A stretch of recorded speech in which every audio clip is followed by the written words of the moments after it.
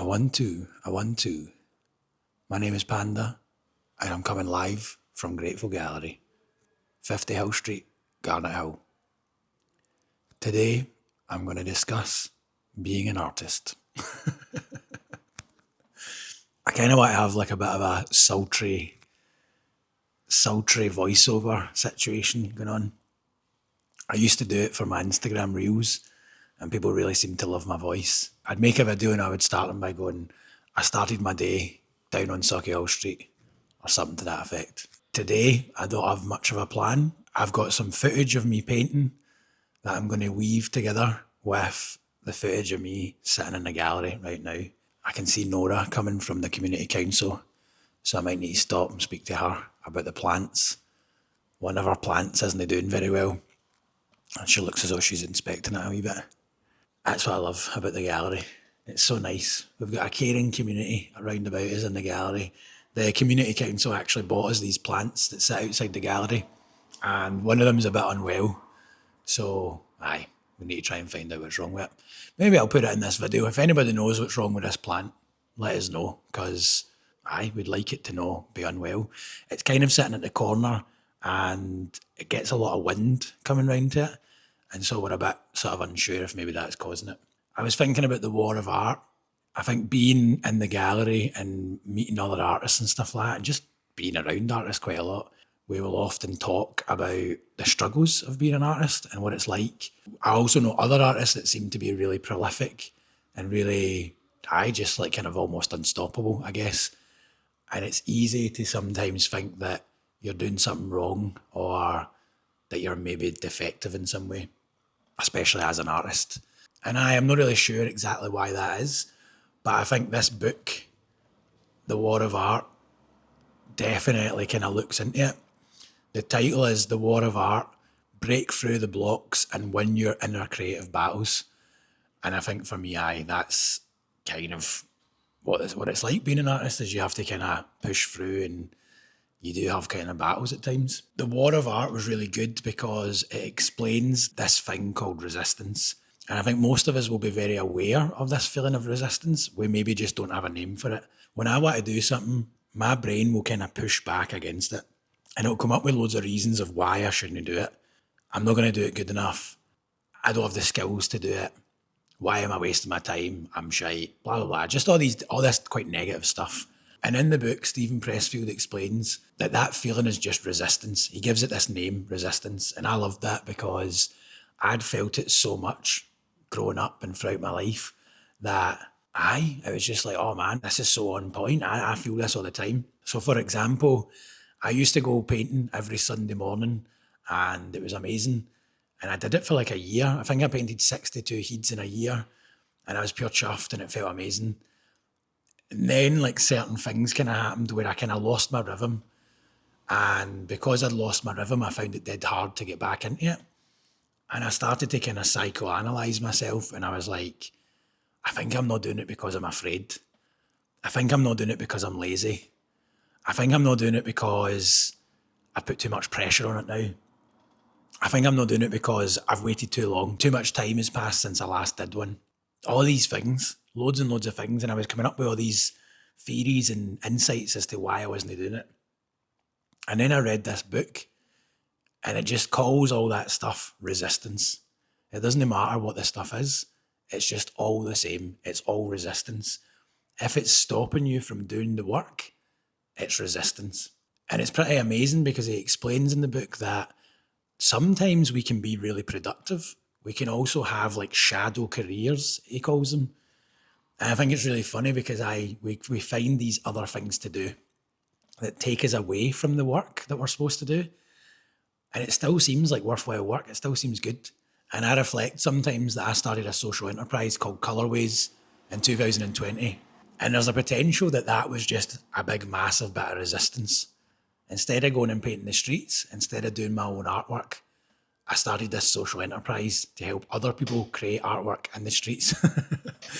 So it's kind of like a perfect system. It was really funny. It was like, it was amazing. Because here was me, afraid, lazy, whatever the answer was, why was I not painting the streets? Full of resistance, we might say. And what did I do? Instead of pushing through that, instead of going and just painting the streets more, an idea appears to start this social enterprise. And it's not as simple as that. Someone came into my work and explained social enterprises to me and how you can get funding. And obviously that seemed like a kind of attractive thing to me. So there's other factors, obviously. But there was a part of me probably that was like, I'm going to go and do this instead of doing that. I sometimes wonder if it was a bit of a procrastination or a bit of a fear-based decision to go over here and do this social enterprise rather than go here and paint the streets, because that was scary to do that. So sometimes we have these shadow careers. We do things that seem like they work, but it's maybe actually taking us away from the real work, which is being creative or doing our thing. And I think that's maybe part of the book as well, is that we kind of know deep down what our thing is. We're the only person that really gets to decide that. Like, what is our thing? I'm quite sure that my work is painting big heads. That's what I've always wanted to do. It's what's always felt right within me. I've always wanted to do that, and that's like my work that needs to be done. So anytime I'm no doing big heads or I'm avoiding doing big heads, resistance is probably at play. And it's funny because I got drunk and partied for like 10 years, and that was likely just resistance because I was afraid to actually try to do the work that I wanted to do. And they kind of say that the more you care about something, the more you actually want to do it, the more resistance will present itself. If you don't care about something, resistance isn't going to bother. Why would it? You're not that interested anyway. You're not that invested. But when you really, really care about something, resistance will come in heavy. And it can feel really strange because it will often mean the thing that you care about the most can actually feel really, really difficult. And it's almost as if your brain or your spirit or something is telling you, don't do this. But that's kind of what he's describing in the book, is that voice, that inner feeling is resistance. It's a part of us. It's there to kind of try and mess with us, basically. It's there to try and stop us doing the thing. And I don't know why it's there. I think it's maybe just part of the human condition that when we care about something, fear will maybe present itself and pop in. And maybe resistance is just like some kind of manifestation of fear. I'm pretty sure in the book, though, he describes it as fear is like downstream of resistance. Resistance is almost this kind of higher, it's almost like a higher power, but it's like no for you. It's like the opposite to your higher power. And I guess maybe if we were like religious, this would be like God wants you to create, the devil doesn't want you to create, the devil wants you to go and get mad with it. I don't really ascribe to stuff like that too much, but I can understand why those kind of light and dark forces appear in narratives and storytelling over millennia, say. Since human beings have been human beinging, is that how you would say that? Since human beings have been human being, maybe that's better. These two opposing forces, one is positive and creative, and the other is no.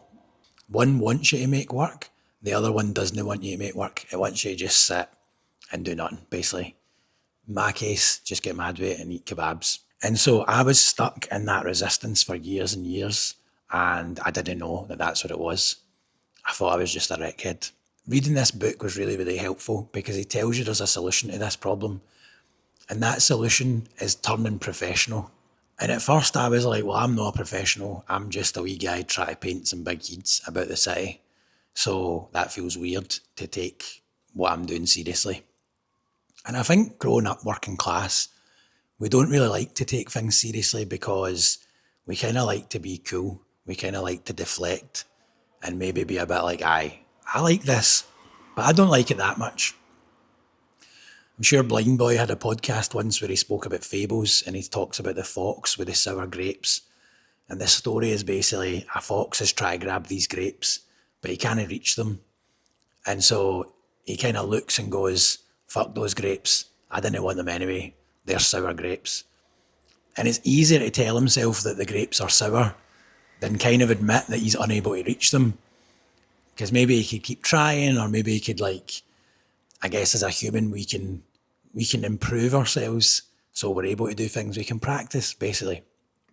And so I think sometimes when I was younger, I wasn't willing to try. I didn't want to try because I think trying seemed difficult. But if you try, you might fail. And failure seems really scary and it feels really embarrassing. And I think for me, that was too difficult to deal with. So I just avoided trying a lot.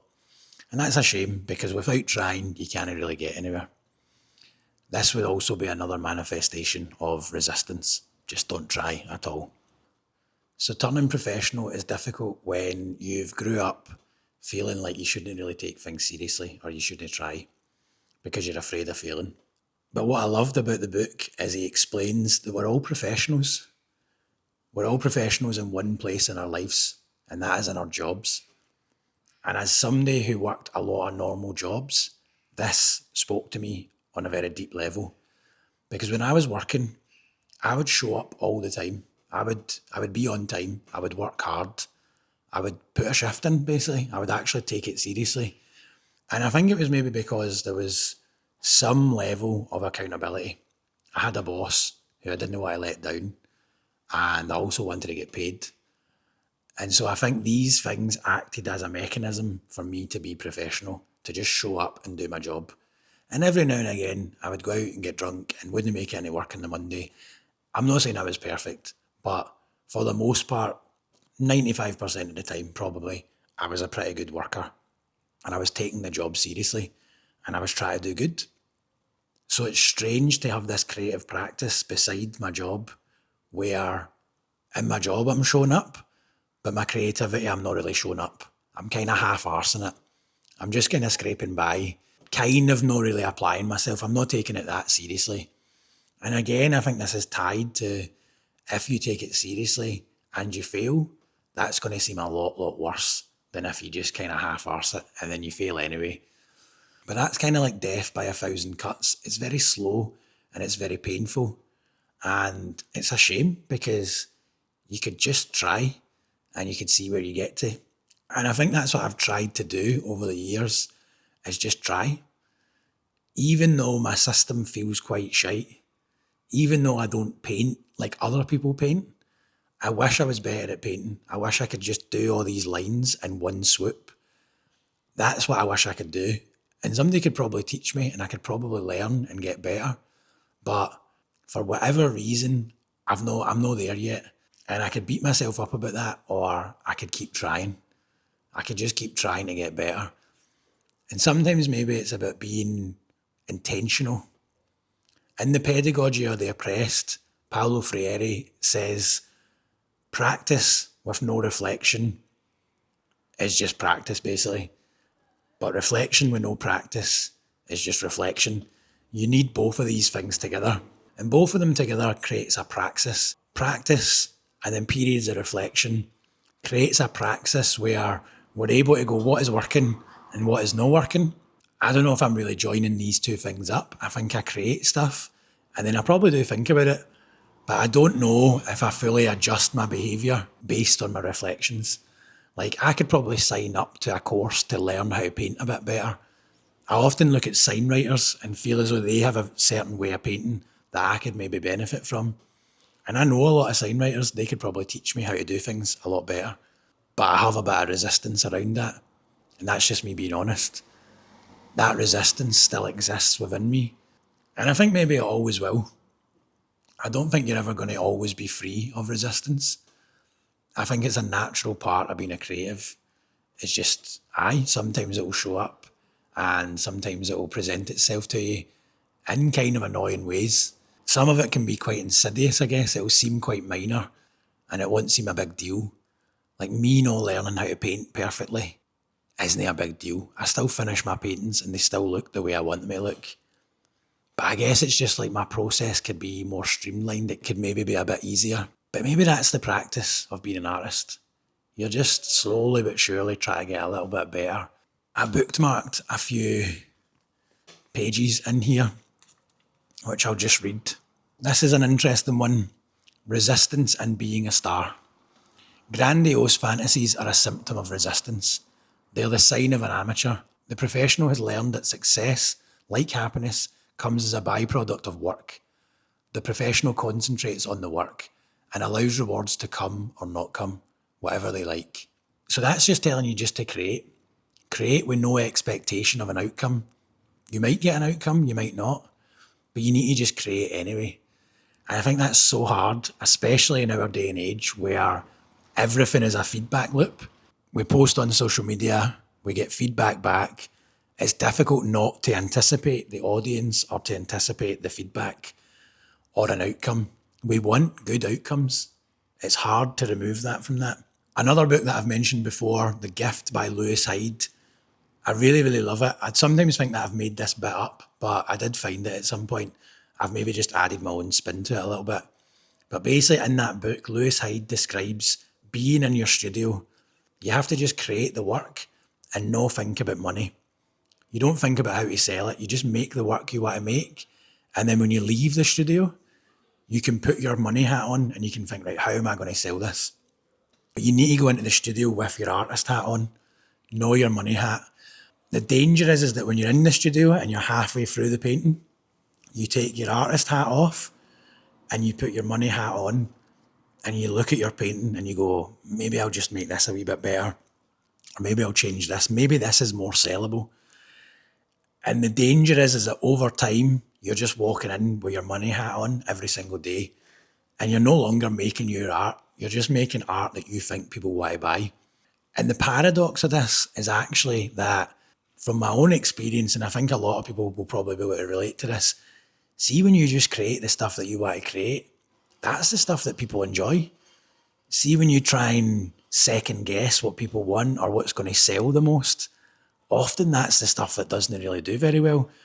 I think when we're creating stuff, we imbue things with like an energy and people can sense that energy. And if you're doing the stuff that you love, people will like that. Maybe not even like it though, because I think that's what I'm saying. You can't be guaranteeing yourself people are going to like it. But I think at least there's like an energy there where people can sense the energy and it's authentic. That's maybe what it is. So if we're able to create with no expectation, it makes things a lot easier. So if you're creating with an expectation, that's going to add a lot of pressure to your practice and that pressure will slow you down. So you want to try and remove any expectation because that stuff's just going to weigh you down and add too much pressure. Another page that I've highlighted here is called No Mystery. There's no mystery to turning pro. It's a decision brought about by an act of will.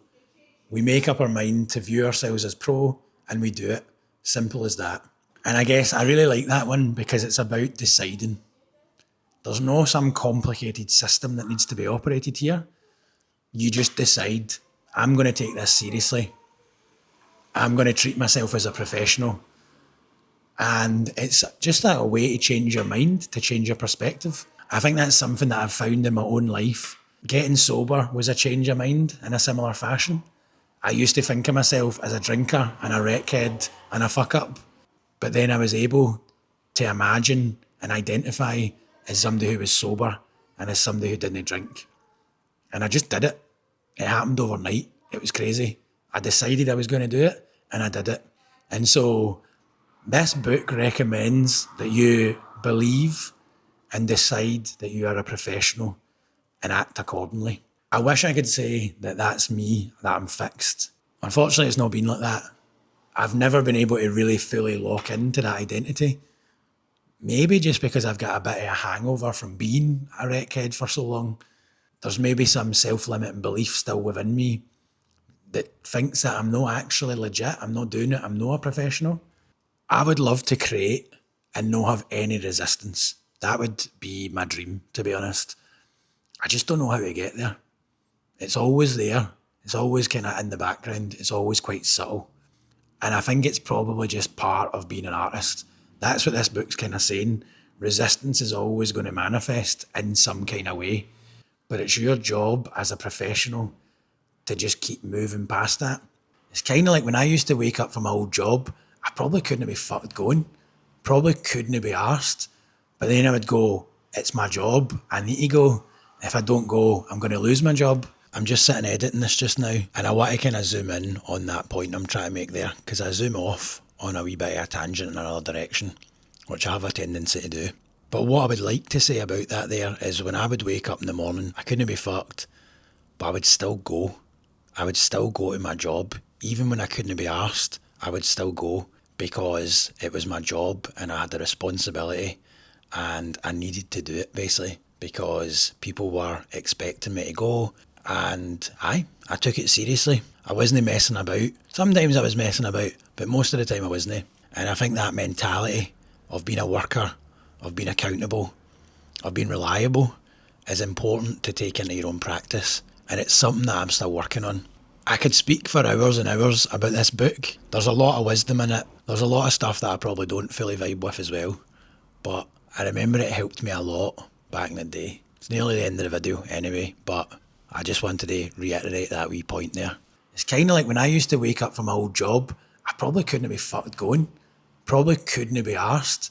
But then I would go, it's my job, I need to go. If I don't go, I'm going to lose my job. And I think that's a good kind of motivation to keep you going. You want to get paid. You want to survive, basically. I think that was a big thing for me. I felt as though this was survival. And now that I'm an artist, I have a lot more breathing room. And I think that can sometimes make it a bit more difficult because it's no life or death or it's no survival.